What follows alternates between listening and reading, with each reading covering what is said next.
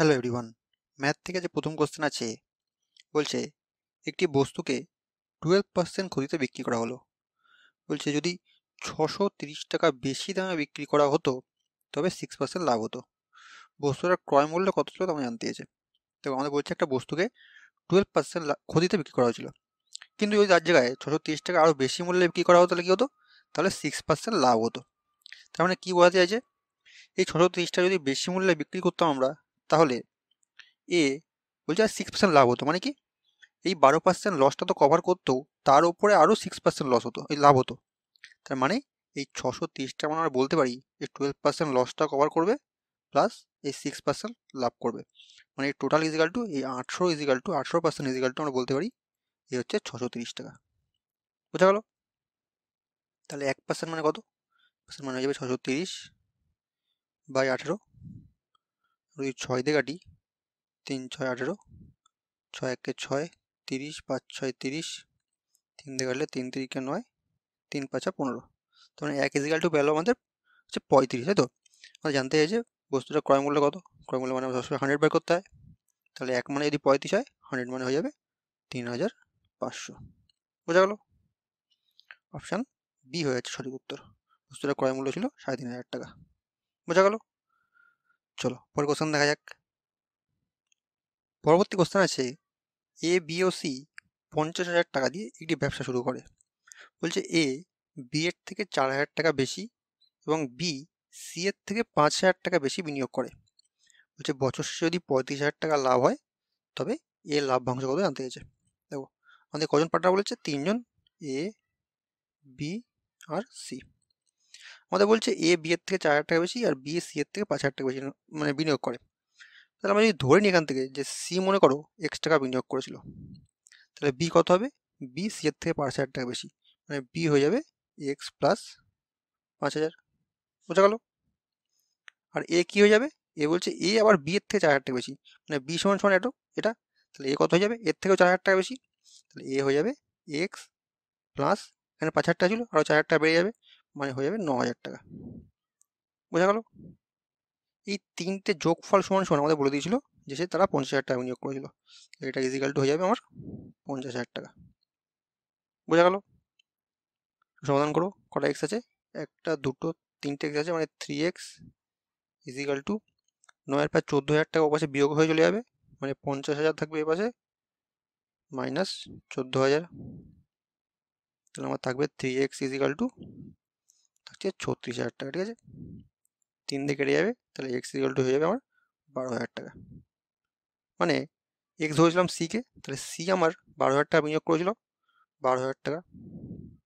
শুধু 12 লেখো, point point রেশিওতে করতে সুবিধা হবে। 3টে শূন্য বাদ দাও। H2, এটা সি। বি কত হয়ে যাবে? এক্স প্লাস 5,000, মানে 12 আর 5 17,000 টাকা। 17,000 জায়গায় 17 লেখো, এটা বি। আর এ কত হয়ে যাবে? এ হয়ে যাবে হচ্ছে 12-র সঙ্গে 9 যোগ হবে, মানে 21,000 টাকা, মানে হয়ে যাবে 21। ঠিক আছে, তাহলে তাদের লভ্যাংশের অনুপাত কত দাঁড়াচ্ছে এখানে, মানে প্রফিট শেয়ারিং রেশিও কত দাঁড়াচ্ছে? 21:17:12। বোঝা গেল? এবার দেখো আমাদের বলছে বছর শেষে 35,000 টাকা প্রফিট হয়েছে, তাহলে এ কত পাবে? তাহলে এ কত হবে? এ ইজিক্যাল টু আমরা বলতে পারি 35,000 টাকা। কীভাবে ভাঙতে হবে?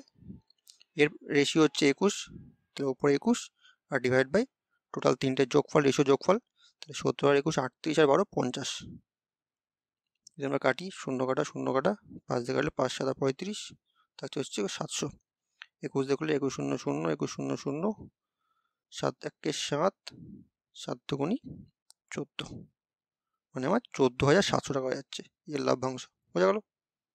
অপশান সি হয়েছে সঠিক উত্তর। চলো পরের কোশ্চেন দেখা যাক। পরবর্তী কোশ্চেন আছে 301 থেকে 320-র মধ্যে কতগুলো মৌলিক সংখ্যা আছে আমাদের জানতে চেয়েছে। মৌলিক সংখ্যা কাকে বলে? আমরা জানি যে সংখ্যাটা 1 এবং সেই সংখ্যা দ্বারা বিভাজ্য, মানে ভাগ যায়, সেটাকে মৌলিক সংখ্যা বলে। তাহলে 301 কি মৌলিক সংখ্যা? 301 কিন্তু মৌলিক সংখ্যা না। 301কে দেখবা আমার 7 দিয়ে ভাগ, 4 7 28, 2 21, 3 7 21, মানে 7 দিয়ে 301কে ভাগ যাচ্ছে। 302 হবে না, 303 3 দিয়ে যাচ্ছে, 4 হবে না, 5 হবে না, 6 হবে না, 307 হবে প্রথমে। 307কে 1 দিয়ে আর সেই সঙ্গে ভাগ যায়। তারপরে 308, 309 হবে না, 10 11, 311 হবে, হ্যাঁ 311, তারপরে 312, 13, 313 হতে পারে, 313 হবে, তারপরে 14, 15 হবে না, 16 হবে না, 317 হবে, তারপরে 318 হবে না, 319 হবে, 320 হবে না। তাহলে কতগুলো যাচ্ছে 320 মধ্যে, 301 থেকে 320 মধ্যে? 1, 2, 3, 4, 5টা, ঠিক আছে। তাহলে মোট দাঁড়াচ্ছে হচ্ছে 5টা মৌলিক সংখ্যা আছে। অপশান বি হয়েছে সঠিক উত্তর। চলো পরের কোশ্চেন দেখা যাক।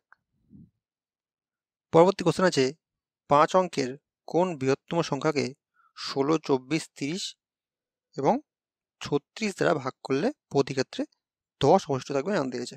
দেখো আমাদের বলছে 16, 24, 30 আর 36 দিয়ে, তাই তো? তাহলে প্রথমে 4টে লসাগু করো। তাহলে 16, 24, 30 আর 36-এর লসাগু। যদি আমরা প্রথমে 4 দিয়ে দিই, 4 4 16, 4 6 24, 30, 4 নং 36। এই 3 দিয়ে দিই, 4, 3 দুগুণে 6, 3 12 3 10-কে 30, 3 3-কে 9।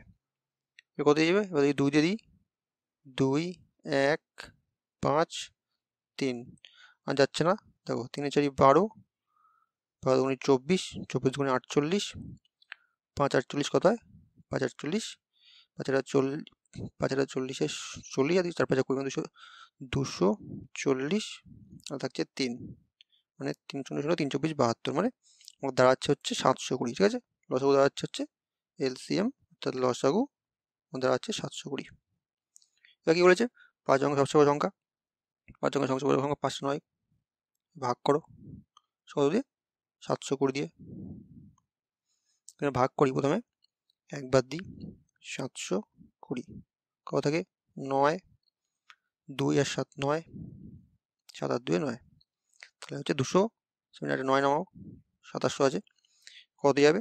যদি আমরা মনে করো 3 দিয়ে দিই, 3 7 21 হচ্ছে, 3 দুগুণে 6 60, ঠিক করে লিখি, 3 দিয়ে দিই, 3 দুগুণে 6 হাতে 60 আর 3 7 21, কত থাকছে? 9, 6 আর 3 9, 1 আর 6 9, আর 9 90, কত? 63 হচ্ছে।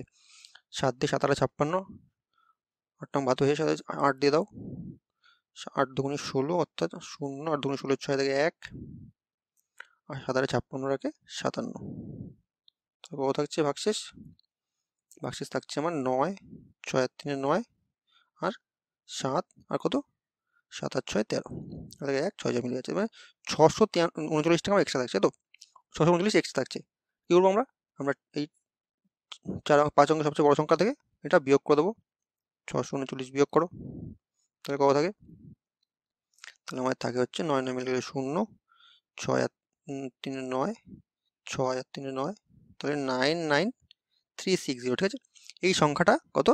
এই 720-তে পুরোপুরি বিভাজ্য, ঠিক আছে। কিন্তু কোশ্চেন জানতে চেয়েছে যে প্রতি ক্ষেত্রে 10 অবশ্যই থাকবে, তো প্রতি ক্ষেত্রে 10 অবশ্যই থাকবে, তাহলে কি করতে হবে? এর সঙ্গে আরো 10 যোগ করে দিতে হবে। তাহলে কত হচ্ছে? 99370। এই সংখ্যাটাকে আমি যদি 16, 24, 30 আর 36 ভাগ করি, তাহলে প্রতি ক্ষেত্রে 10 অবশ্যই থাকবে। অপশান সিতে আছে 99370, অপশান সি হয়ে সঠিক উত্তর। বোঝা গেল? চলো পরের কোশ্চেন দেখা যাক। পরবর্তী কোশ্চেন আছে, রাজ কোনো কাজের 1/3 কাজ 5 দিনে এবং আকাশ ওই কাজটারই 2/5 কাজ বলছে 10 দিনে করতে পারে। তারা একত্রে কাজটি কদিনে করতে হবে জানতে গেছে। দেখো আমাদের কি বলছে? রাজ কি করে? কোনো কাজের 1/3 কাজ কদিনে করে? 5 দিনে। তাহলে 1/3 কাজ যদি 5 দিনে করে, তাহলে সম্পূর্ণ কাজটা কদিনে করতে হবে? কিছু না, শুধুমাত্র এই ভগ্নাংশটাকে উল্টে দিতে হবে। তাহলে 1/3 ছিল, তাহলে 3/1 করে দাও, তাহলে হয়ে যাবে 3 5 15 দিনে, ঠিক আছে। আর কি বলেছে? আর বলেছে হচ্ছে আকাশ 2/5 কাজ, আকাশ 2/5 কাজ কদিনে করে? করে হচ্ছে 10 দিনে। তাহলে সম্পূর্ণ কাজ করতে হলে উল্টে দিতে হবে, 5/2, তাহলে হয়ে যাচ্ছে 2 দিয়ে কাটলে 5, 5 5 25 দিনে, ঠিক আছে। মানে রাজ করে হচ্ছে 15 দিনে, আর যদি আকাশ করতে হলে তার 25 দিন টাইম লাগবে, ঠিক আছে। তাহলে এখানে মোট কাজ কত? মোট কাজ বের করতে হলে আমাদের দুটো লসও করতে হবে, তাহলে 15 আর 25 লসও করি আমরা, বের হচ্ছে 75, ঠিক আছে। তাহলে মোট কাজ হচ্ছে 75 তাহলে এক একদিনে কত কাজ করে? ভাগ করো, 5 15 75। রাজ একদিনে 5 কাজ করে, আর হচ্ছে আকাশ 25 দিয়ে করলে 3 25 75। আকাশ একদিনে 3 অংশ কাজ করে। তাহলে একত্রে করলে কদিন করবে? আর মোট কাজ হচ্ছে 75 অংশ কাজ। তাহলে একদিনে 5 আর 3 8 অংশ কাজ করে। তাহলে ভাগ করো, 8 দিয়ে করলে 8 নং 72, আর থেকে 3, তাহলে 3/8 দিন। ঠিক আছে, 9 পূর্ণ 3/8 দিনে তারা একত্রে কাজটা করতে পারবে। অপশান এ হয়েছে সঠিক উত্তর। বোঝা গেল?